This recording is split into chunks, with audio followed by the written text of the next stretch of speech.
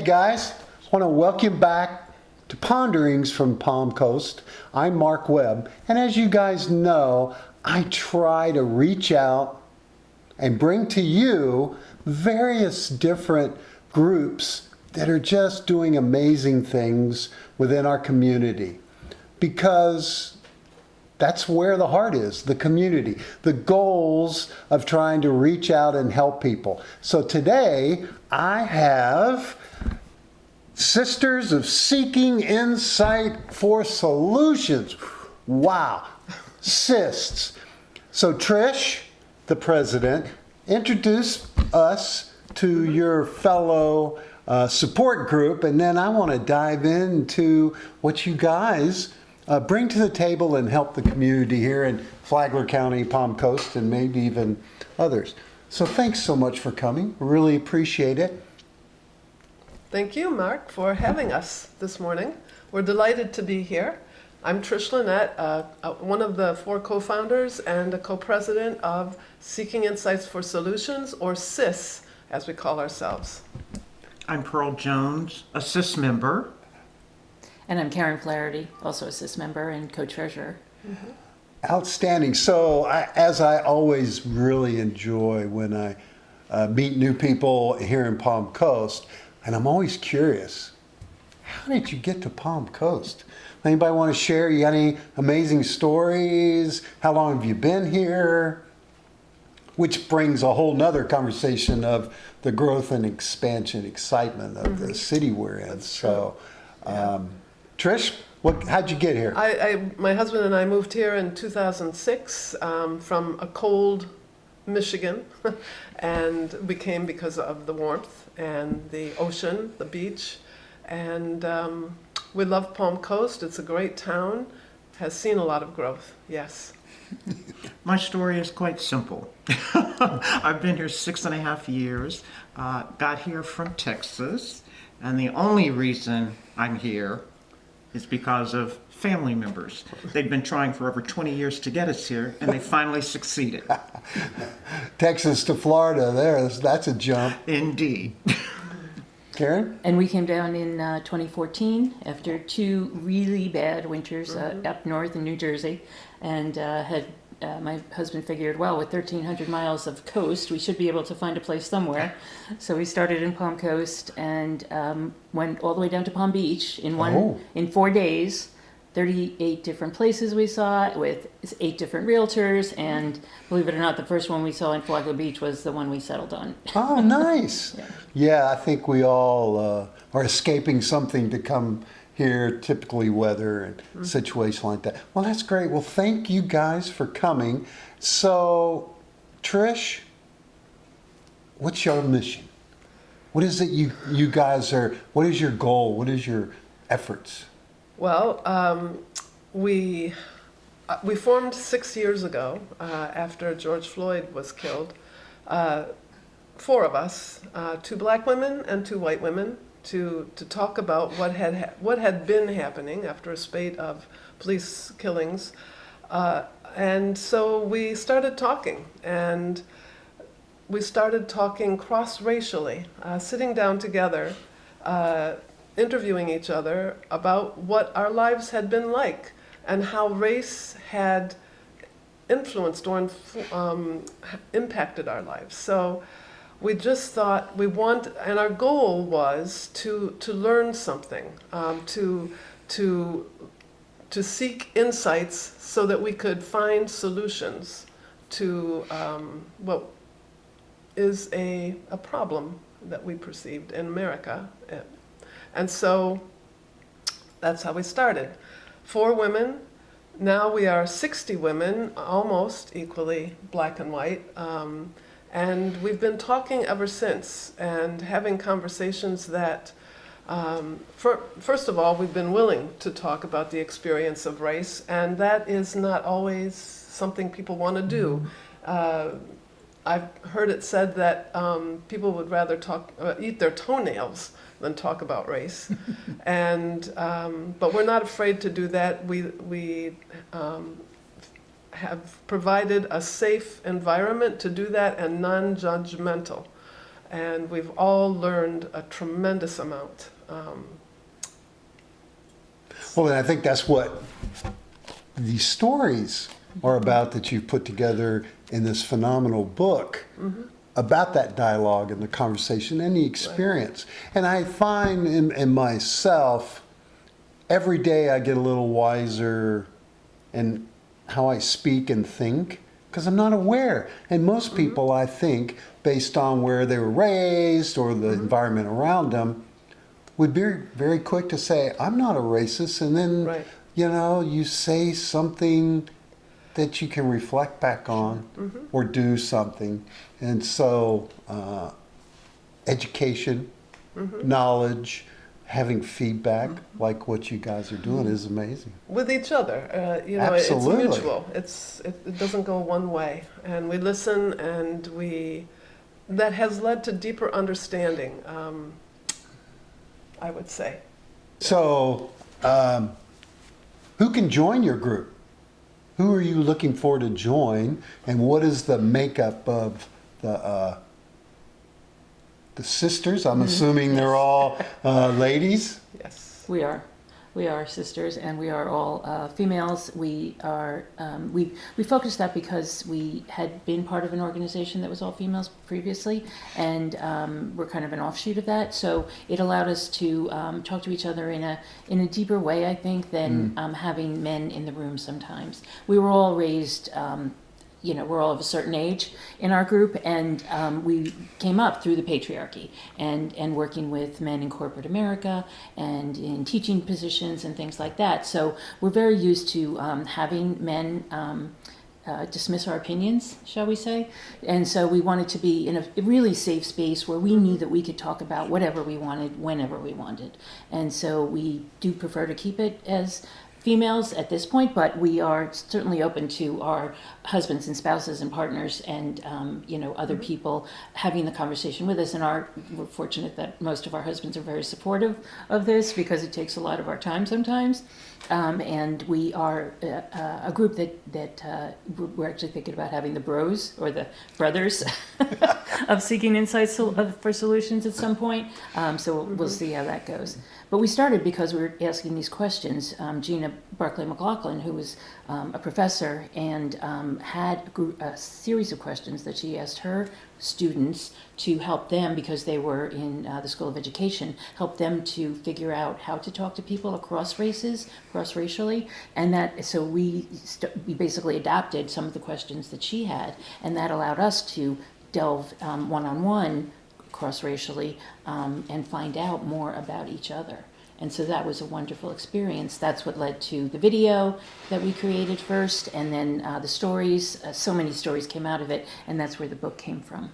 Wow. So, Pearl. But can I add? yes, please. One thing I want to Speak. make sure our audience understands, we're not political. Right. We are about being relationship built. We want to make connections. You know, Palm Coast is a growing community, but it's not about the construction of new houses. For us, it is about connecting, making sure that we can let the community know, look, there's more out here than you're aware of. And maybe, just maybe, your neighbor, even though we live in the same area, but we experience life very, very differently. And one of the things that we do, we talk about those differences and we learn from them. It's very important. And the ability to feel comfortable Yes. and to share and talk about things is hard down here in the South, unlike other places. I moved here from Washington State. Oh, Very liberal, very open, very, you strike up conversation with strangers all the time and you talk about things safely. And I'm excited and very supportive because I myself have those aha moments as a man. I just was recently watching a radio program in which our city, new city manager, I think it was on Free for All Fridays, because I try to listen to a lot of different things. And he was describing and talking about his newness here and his challenges that he had, and he made a comment about the deputy city manager, Lauren Johnston, and I just moved on, and my wife came flying out of the kitchen and said, "Stop, back it up, I want to hear it again." And she had heard something completely different than what I had heard. And so it is so empowering.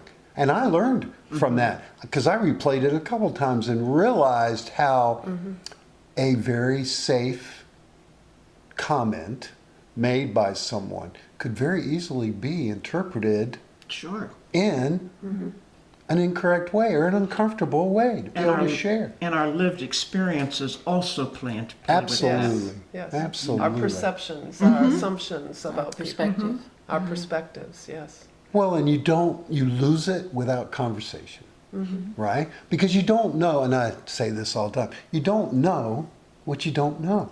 So And until someone I love this. I have a great friend of mine who comes to another group, and I had found this red hat. And on this red hat, it said, in small letters, "America is great." Because it was a play on the political things that are going on. And sometimes I will wear this hat in public to see how many people will react.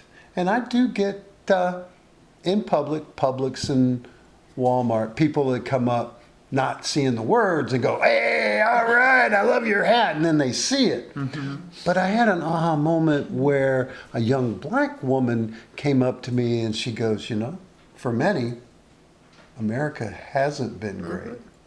And I stopped her and we talked at length. I was better for it. I was smarter to understand and lack of appreciation of experiences. And so this is just one little element of what I found in reading some of the stories within the book.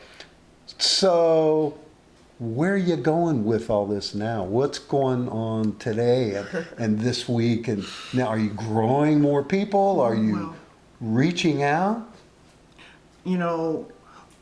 We're not trying to change the whole world right now.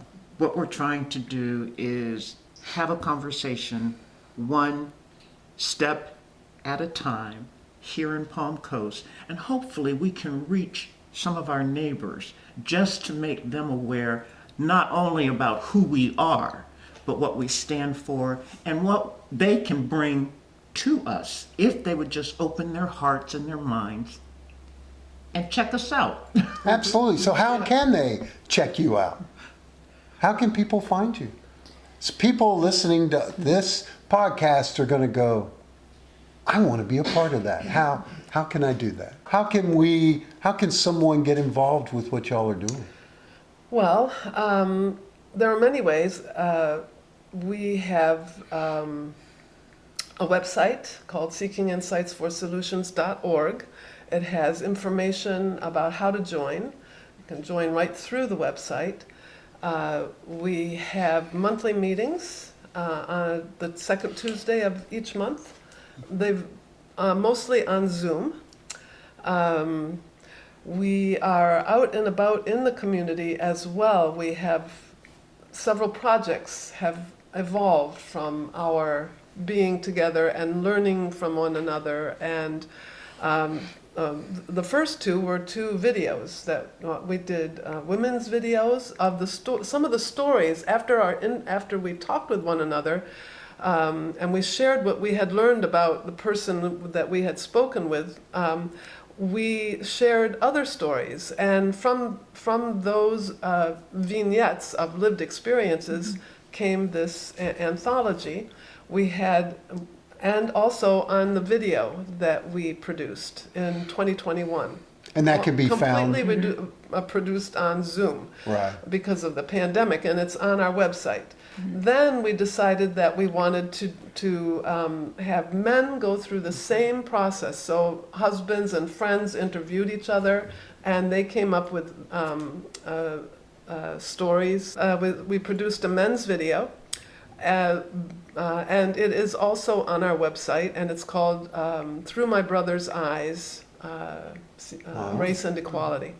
And then a few years later. That was back in 2022, and we decided Gina and Karen were the impetus for actually getting some of these stories down on paper in a book. And so that was our project back in 23, 24. In September, we came out with, And it's called? I'll give it So to the- you, Karen. You've got the and- book there. The anthology is called Where Colors Meet, and it's available on Amazon in paperback and audio and in Kindle. And the it's just really 33 different 30 different 20, stories from all of our members, black and white, pretty equally distributed. And what we realized was that what people learned from the book is that there were so many different things that we didn't know, right? As you were saying, Mark, that, you know, some people didn't know about redlining. Some people didn't know about the restrictions after World War II. Some people didn't know about the housing restrictions and things like that. And so it's really because we're all women of a certain age, they grew up through the civil rights era. Not all of us, but most of us. And having grown up through the civil rights era, it's just, you know, it was a complete change in a way, not completely, but, you know, the laws changed. And so they were able to talk about the changes that occurred as a result of the laws changing. Some things changed, some things didn't, some things still to this day remain unresolved. But another factor that came out of the book, we learned that really we are alike in so many different ways. I mean, Karen has highlighted the differences, but we all want the same thing. We all want equality. We all want love. We also want fairness in this world. I mean, these are all great words, very difficult to achieve. And we're hoping when people see us as black and whites together talking about this stuff, they're like, maybe it's not as bad as I thought. Maybe I can learn something from this. And hey, this black lady, yeah, I can see more than just the blackness on her body. Right. Yeah, it's so incredibly important. And I'm a big believer, and you guys have heard me say this, engage, not enrage. And when I'm interfacing with people that have politically different views, I search for the commonality. I search for what makes us more alike. Because when you're standing there, sitting there, having a conversation with someone, and they've experienced similar things, whatever they were, it becomes so much harder to enrage. It's hard to be angry and to have bitterness or lack of conversation when you establish what you're talking about. But we've also learned how to agree to disagree. Absolutely. Trish and I have lots of conversations where she sees things one way, I see it a different way, and we go, oh, okay, well, that's fine. Well, that's important though, isn't it? I mean, it makes you both better Indeed for it that does. conversation. It deepens our understanding and our empathy and it shatters assumptions also that we may have Right. about people. And it's not, I must say that what we're doing in SIS is not done very often. There are not many groups that cross-racially speak from the heart and listen. And I really feel that we Have have tapped into here. something. We have, to We've make tapped this into a something. better world. Yeah. And we've become friends as well, socially. It's not just, it's not just the organization, but And it's... we show up in public and people have questions, We do. right? Oh, Because for there's, sure. 5 black women and 5 white women, and they're like, What are they what do doing y'all do together, It's And we not have the... a Oh, good I time. love it. And we have a good and we're always, time. we're always Exactly. laughing and hugging each other. So people And that's- wonder, why is this happening? It's Right. not the norm, is it? It's No, not the it's norm. not. You don't see that. No, not around here. Last night we were at a restaurant. There were 6 of us.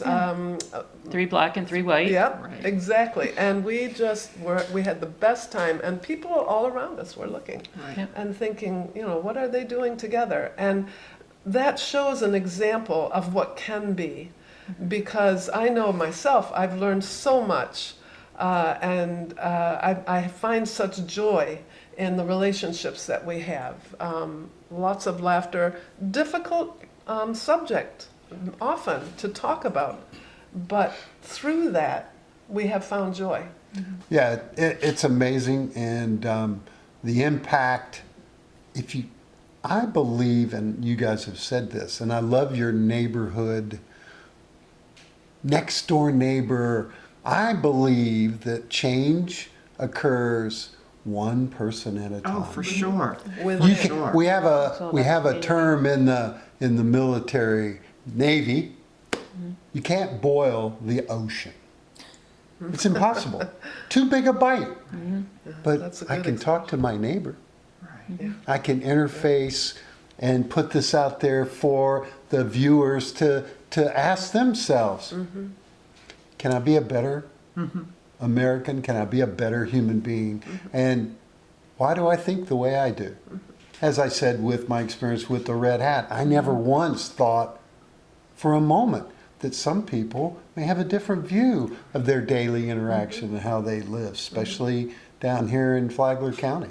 So it made me better.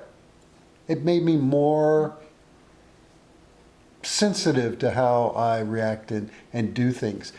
I keep wondering the value of what you guys have. Do you have a plan, or are you able to reach to the younger people that didn't experience what we all did during the 60s? Well, one of our projects, which we feel is really, really important right now, is both sides of the bridge. That's our Okay. major initiative. And basically what we're doing is we're taking the oral histories of some of the black residents and white residents from Flagler County, and we are recording them, having them tell us their experience and some of the hard times Yeah. that have occurred that perhaps no one wants to talk about, think about, but they existed. And we want people to know that there's a historical reference for why we are what we are right now. And we're trying to change that. So the premise of both sides of the bridge is that prior to 1980, yeah. black people were not allowed on the east side, the Flagler Beach side of the bridge that connects Flagler Beach and Palm Coast. And so what we want to let people know about is that history and how people who were crossing the bridge and had to be back after sundown, because it's a sundown town, basically, what they experienced and how they experienced race, and how that, as Pearl said, created the perspective of black and white in Flagler County. Yeah, the history of this county would blow your mind. I'm sure We're that finding that you're out. finding that out. That, We found it was very whitewashed in all the historical That's what I was museums. going to Oh, say. exactly. And so we're hoping to also, besides creating the oral histories, and we now have a trailer that'll be on our website very soon for that, and we're basically hoping to create a documentary as a result of the interviews that we've been able to do, and the historical Sure. pieces and nuggets of gold that we've been able to find. Yes, absolutely. And the impetus for that was the fact that we had visited the museums here and in Daytona Beach, other museums, and we were at a history con at the Museum of Arts and Sciences in Daytona Beach with our book, and at a table promoting SIS. And one of the presidents of the Historical Society came by, and we told him, he was wondering, about what we were doing. And we said, it's a very white history that is told. Not many photos, not many black voices. And so we want to change that. And we're working in conjunction with the Flagler County Historical Society, the Flagler Beach Historical Society, and others to rectify that. And we feel it's an important project. Well, especially in today's environment where we're constantly being informed of the purposeful revision or clarification of our history. Mm-hmm.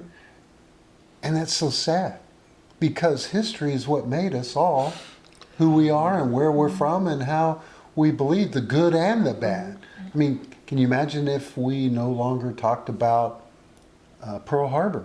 Oh, Pearl Harbor never happened because we were attacked. The greatest country in the world was attacked. I know this because I lived in Pearl Harbor in Honolulu for 6 years. And Yeah. we can't lose sight That's of a those great experiences. Sorry, that's a great analogy, you know. It is. It is. And So again, I see this value and this knowledge and everything you have, and I wonder, as I've been wondering, talking to my younger kids who are in their 30s and even younger kids, they need this. They need to, at the high school level and at the college level, they need to understand the true history of how things are, so they can start younger and having a broader view of things that are going on. Do you have a reach out, or have you thought about trying to make yourself Do you want available? to mention Catalyst Academy? oh, that's another project that we did last year, but we're Oh, still great. in touch with the founder of the Catalyst Yeah. Academy. But well, go ahead. No, I also wanted to mention that, you know, we're doing things one step at a time, and we are about to be honored on February That's true. 27th. 7th, And I for forgot the day of exactly. celebration. Thank you. It's a breakfast Yes. sponsored by Howard Holly and Mark Dwyer, local, an attorney and a businessman here in Palm Coast. And they are honoring SIS. And at our that- efforts. And our efforts at the Absolutely. breakfast. And it's also a fundraiser for the Florida Black History Museum. And so it's a great, we're very humbled by that And honored. and honored. Well, then we'll grab that information and make that available. I assume there's a ticket sold, or Yes. it's Yes. kind of a limited thing. But the acknowledgement is the critical, not something I'm sure any of you are actually looking for, because everybody I talk to that is a volunteer of purpose isn't doing it for recognition. They're doing it for need. Either internally, passion, or externally, this information needs to get out, right? This information needs to be aware. And right, if we're not aware of our history, our true history, then we are destined to make the same mistakes. Yeah, if And that's so not being that's, we've Yes. found But out people that- love the stories. Oh, We yeah. find that it's a very effective way to get the word out, to get it's really about education and empathy and compassion and unity, as Pearl was saying, but the storytelling is a way to get it across to people in a very palatable way, so that they're laughing, they're crying, they're telling other people about the book as they're reading the stories. Because as a general rule, race is very, very difficult to talk about when you say it like that. You want to talk about race? Oh, no, I don't think so. Right. I don't think so. But we have broken that down. And I can talk to Karen and say, Karen, as a black person, I think this. And she'll go, oh, I didn't know that. And vice versa. So, I mean, we've really had an opportunity to dig deep without being threatened. And as Tricia said on more than one occasion, we really create a safe space so that we can have these hard conversations, and we've made a choice to do so. Absolutely, and it's so important. And you had mentioned, Karen, the Catalyst Academy is based in Volusia County. Dr. Felicia Benzo is the CEO of that nonprofit. And last summer, in June, she asked a group of us to go and share our stories with the students in her summer program. This is a program that is in June and July for students in Daytona Beach, DeLand, and Deltona. And these students, they call them scholars, and they do all sorts of, they give them all sorts of experiences. And she wanted us to come in and read from some of the stories, and we did that with these students who are aged 10 to 14. And after some of the segment of the stories were read, we got together with the students, we divided the students up, and there were several of us SIS members there, and we asked them about their experience, what resonated with them in these stories. There was a story of one of the writers. Am I allowed to mention her? Pamela? Dr. Pam? I was going to say she wrote, she talked about her story growing up in Daytona Beach, and during integration, when the black students were integrated into the white high school, she had excelled and felt in her segregated school, but when she came to the white high school, she had some experiences with teachers who were frankly unfair to her because she was black. And so that resonated with some of the students, many of whom were black at the Catalyst Academy. And then a white woman read from her story about her own very racist family and how she changed. She saw the unfairness in her family's attitudes, and she admitted to the children, that she was raised racist. And that also really resonated with them. And so we had a wonderful conversation with them. And they ended up hugging everybody. And one of the students said, "Oh, I'd like to belong to SIS." They're not, the students are not asked about their experiences very often, their experiences of race.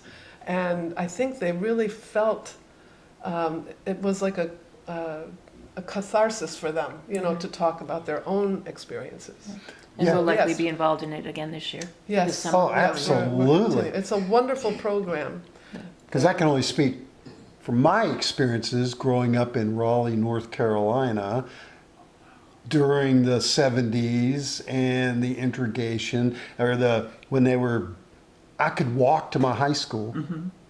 But no, I had to get on a bus and go an hour and a half into town during this attempt to, and I understood now, didn't understand then, what the purpose of what it was trying to do. But that experience stuck with me forever. And, but in the younger group, as you're experiencing, giving them a description of what they're experiencing and understand that it's racism, because I believe racism is experienced and taught.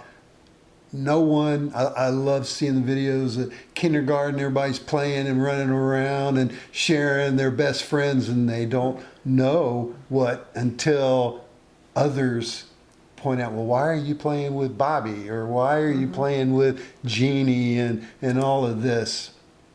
And I believe education and shining a light on that experience and then putting a name to it, putting a feeling behind it is so valuable. And it's what you guys are trying to do, and you practice it all the time just in your interactions with each other. I bet you guys have known each other all these years, and you still will share or experience something that happens and just are are taken back by a reaction by people. Yeah. Well, and to be honest, it's not always easy. And we have had situations where there have been misunderstandings, intent that was not meant, but still, if it's perceived that way, it's difficult. And and so And many people have had traumatic experiences where they're just remembering or triggered by those traumatic experiences. And, you know, when you're on the other side of that, there's nothing I can do but understand and listen and be there for them as a friend. Yeah, the listening part, right? Yeah. That is a huge. I was in Orlando not long ago, and my granddaughter, who is a freshman at one of the schools there, she said to me, "Honey," that's what she calls me, "I'm really concerned about my friends who are immigrants and the fact that ICE may be coming into the school taking my friends. What are we going to do?" I mean, so young people are aware, and they're trying to figure out what can we do peacefully. Right. Have you gotten pushback? You know, in the time you've been doing this here in Flagler we County? have wanted to talk to younger people, for example, and Right. at this point in the Flagler County school system, difficult. we would, you know, from knowing teachers, we feel like we wouldn't be welcome, and so that's why we were so interested in the Catalyst Academy Right. and becoming involved with the AACS in town, the African American Cultural Society, because they do also have a youth program, and so we've been there a number of times, supporting them and seeing their programs. We were actually just there yesterday for their reality program in Black History Month, and so there are ways that we're kind of reaching out to other people in the community and showing up at events, and like the Palm Coast Expo the other night, and that we're going to be at the Spring Fest on March 7th in Town Center. And so there are ways that we're showing up in the community and reaching out to other people, but it's a two-way street, and so when we're asked, we're happy to show up, but we are not trying to push ourselves on any particular group. Just making our awareness and education efforts as broad as possible. And we do have, maybe I just mentioned, social media sites, and we're on YouTube as well. We have our channel in YouTube is called at SIS for Change, and on the social media sites we're usually Seeking Insights for Solutions or SIS. Wow. And Karen, you just reminded me that the purpose of the two videos that we produced was to show them in a public setting and to have a discussion afterwards. And we did that. And then last summer, Juneteenth, we showed The Long Shadow, a film directed by Francis Causey about the shadow of slavery that still lingers Absolutely. today. It's an excellent documentary, and we had about 150 people who viewed it, and we had a discussion with the director on Zoom. She was from Arizona. We had her on Zoom, and she answered questions from the audience. It was a wonderful experience. And then in September, at the end of September, we had A Binding Truth, another documentary about a white man and a black man from North Carolina who found out that they were related through slavery. And their journey in discovering that and how they came to understand each other. They've become very good friends, and it's a wonderful documentary. We showed it at the African American Cultural Society, and we had 120 people in the room. And afterwards, several of the SIS members led a discussion with the audience, and people were able to stand up in a big room like that and tell of their own experiences. So we reach out to the community, and just last We've spoken at Saturday, churches, the Unitarian churches especially, and a few other churches, and civic communities and the historical societies as well. We've Right. spoken. And how about the workshop that? And we did a workshop just a few weeks ago Yeah. to follow up on the conversation after the two movies, to talk more about race and, Well, and it our is- experiences of Yeah. race. Open to the public. Absolutely. So you guys have been into this for 6 years or more. It's needed more today than We ever. feel that too. The division Yeah. for the wrong reasons. I find, and when I have conversations with people, most of the time they're responding or angry or upset about things that aren't even completely true. And that misinformation, disinformation becomes the challenge, the wall to get over. And it feels to me like you guys, your core group, and from what I've read in the stories, conversation. FaceTime, appreciation, polite conversation. And see, woke has become so politicized that people really don't understand or have chosen not to understand what it really means to be woke. Right. And what we're trying to do is wake people up through our conversations, through visibly seeing us together, talking about Oh, these issues. yeah, Or visibility is a huge Anything, right. lesson and opportunity. And our vision, the SIS vision, is a society empowered by racial equality, social justice, and mutual respect. And we really do feel that that empowers everyone. And then our mission is to be a positive force in eliminating racial inequality and social injustice through acknowledging history, like our project for the both sides of the bridge, and fostering interracial discussions and promoting understanding, acceptance, and respect across races. So that's what we're about, and as we move forward, we feel that that's where real healing can come about when we've had these conversations and we're finding out from each other and becoming aware, woke. We feel that that is a way toward a society empowered. Yeah, I think you've touched on something so desperately needed now and in the future, because we are only as strong as the weakest person that needs a hand, needs to be reached out. And I like to, since we're in Florida, I love to always use the analysis of a tragic hurricane comes through. Racism doesn't withstand, it doesn't last when the power's out for 4 or 5 days and your neighbors need water and you help and lean on each other. And Yeah. I have seen over and over again how strong we are as a group. And I don't believe there are many people who would actually refuse to reach out and help another person in need. Right. And that is what the core of what I think that today and tomorrow and what we're needing, what everybody's needing, is to understand an appreciation of others and to not judge and not assume, but have a conversation. And it's amazing. So where do we go from here, ladies? What is your goal? How? Because it's needed. What you guys are doing is phenomenal. To tell you the truth, I think we would love to see groups like ours form across the nation.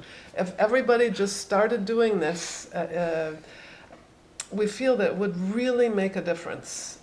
That's what we would like to see.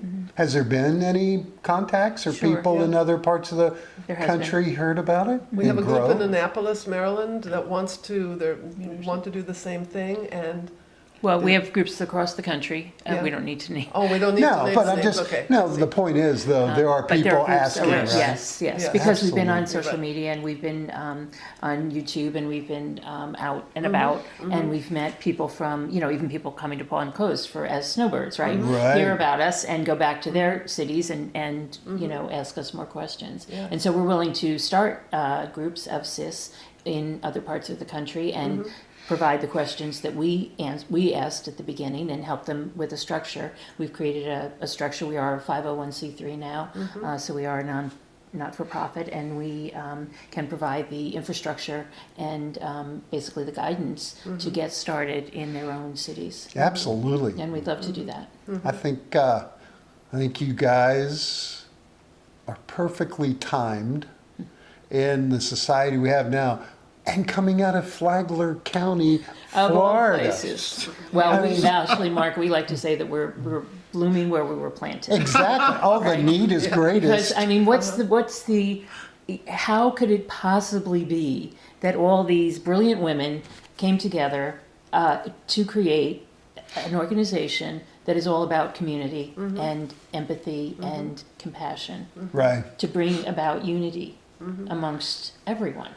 I mean, we're not, it's not just black and white. No. We do embrace every ethnicity. Absolutely. We're not. It just happened to start because of George Floyd's death, and because there happened to be black and white women in Palm Coast that we were familiar with. So that's how it started. And I suggest that for people all over the country, that there are probably people that who would be willing to start a conversation and start asking these questions of each other, so that you can find out more about each other. Absolutely. And learn and have that empathy. People are fearful of change. The old expression, if it's not broke, don't fix it, let it go. But what we're trying to tell people and to show them in our presence is that change is really not a bad thing. And it's inevitable. Right. Well, it's gonna happen regardless. The belief that you can stop it is so unrealistic at many different levels. But you should participate in the direction of the Exactly. change is where we get into difference of opinion and Sure. conversations. And that's where it's all about. But when Right. it's based on love, which we really are based on love, Right. then we can have differences of opinion and respect each other for that. And taking responsibility. And grow. The historian Heather Cox Richardson said this morning that most cultures, when they're falling apart, have people saying, somebody's going to fix it. And we take the philosophy, we're fixing it. I love it. It's great. And That's great, Karen. it's so needed that people, like-minded people, get together to show strength, goals. It takes courage. Absolutely. It's not being. It's something we're all passionate about, but it's not always been easy. Right. And so it takes some courage to do this. Well, it's like And so what they that's say. what we encourage. There's no them and us. No. It's only us. Right. Yeah. And it blows my mind when people have a conversation and go, well, they, and I go, who are they? Well, them. And I go, well, who are them? And they're walking down an area in which their brain is saying, you need to stop talking because your racism is showing and you don't know it. And it's not a bad thing. It's just lack of Awareness. understanding and awareness and It's appreciation. awareness. Yeah, it's It awareness. is, and you guys have done amazing things with the book and the growth, and I think it's needed everywhere, in our high schools, in our colleges, and it's conversation, safe conversations. So, any final thoughts? Anything you want to share? We'll get this information out. Everybody needs to pay attention. Are you wanting to grow? Do you want to have 300 We would love members? more members. We would love more members. and Absolutely. more CIS organizations Sure. across the country. And more CIS orientations. Yes. So funding wise, donations, how can people contribute? I have more time than money, so I give my time. As we talked, Yeah. time is a treasure. But some people have a lot more money than time. How can people, do you have a need, and how can people donate and help support your efforts? This, I'm sure, was not free to put together. This was this was author all member financed, which we're grateful for. But we do have a need in terms of scholarships that we're giving to, as it turns out, That's right. historical Black universities. We're starting out with Bethune-Cookman University in Daytona Beach. So we are fundraising for scholarships, but we're also fundraising for to create the documentary, Yes. to go with, to create for both sides of the bridge. And so that is just beginning. That's just a kernel of a thought, and we're definitely fundraising for that as well. And you know, when you think about that, we hope that that documentary will become part of the historic record for Flagler County. So it's beyond SIS. Yes. This is for This is a Flagler real County, and we're community going effort. to have a table, right? Yes. We're going to have At the the old new Bunnell vo- Courthouse.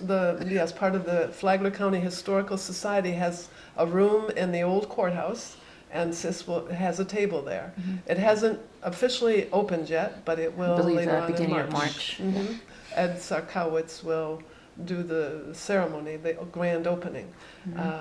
But hopefully we'll have some of the interviews that have been done available computer for loop people. there. We'll have computer loop, and also eventually we hope the documentary, which is going to take funds for sure. Absolutely. And so we would absolutely love to have donations for that documentary.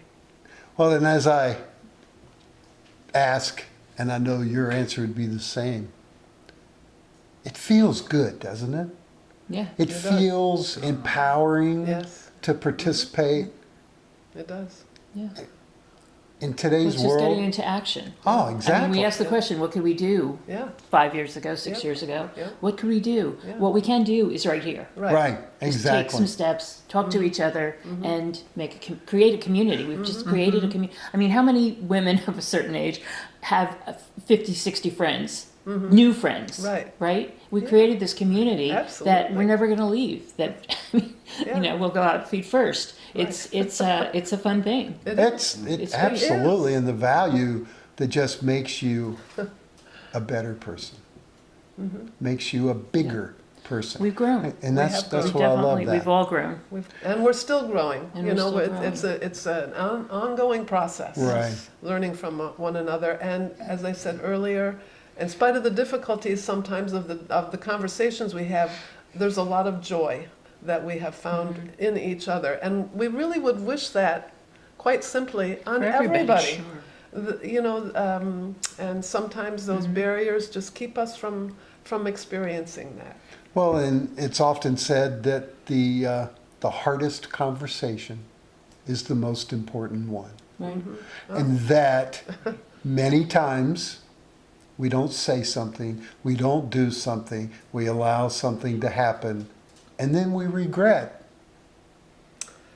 by not participating. So, ladies, Yeah. thank you so much for coming. Thank you It's for been a having me. great pleasure.